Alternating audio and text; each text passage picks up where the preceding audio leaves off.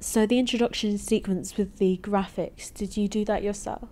I did. I did everything on After Effects, which I didn't really have any clue how it actually was working. I did spend about 3 weeks when I was back home in France working, trying to, understand how the software was working and how I could put that all together and try to introduce the film. But it was very difficult. So I really didn't know how to use that. It's very complicated software as well. So I spent about 3 weeks trying to learn the software with tutorials on YouTube and things, and then I was, trying to make everything on my own, trying to be creative enough to, to pull everything, present the title all together.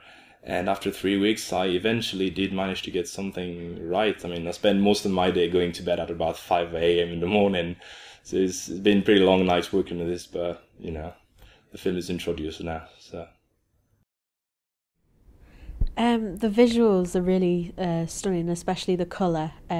Did you put a lot of time into sort of the grading and the editing? I probably spent about 2 weeks grading. Again, that wasn't probably full time, but yeah, I did spend a lot of time. Every single shot has been graded, separately, and yeah, I mean, there's some of them which obviously took longer than others. But it did take me quite a while just to make sure that the skies were looking nice and blue and the grass was looking nice and green, and trying to make everything looking as sharp as possible and trying to light back up the region which were a little darker than others. And I mean, you've got a very little latitude with the 70 because it's all been shot on the DSLR.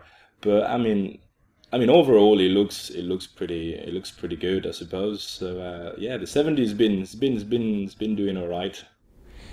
What other equipment did you use for most of your shoot? I did use the Glidecam quite a lot. I mean, in most of my videos, usually that's the piece of equipment that I usually use. It's kind of a stabilizer. It's called also Steadicam. So basically, what actually works is you put the camera on top of it, and you handle there, and there's like a gimbal there. And then, with this counterweight there, it kind of balances the whole thing, and then the camera is actually a lot smoother. So then it kind of really like diminish all the vibration that you would have when you're actually walking. So that's the way most of the shot in the film look very, very smooth. But it was very, very difficult most of the time. I remember, when there's wind, for example, you cannot film at all. There's loads of different things, and you have to get it perfectly balanced all the time. So it's very difficult in some situation if the ground is uneven as well and rocky, or even like we had ice and all that kind of thing. When you're shooting in the wild, everything is getting a lot harder. If it's raining, you can't really film at all.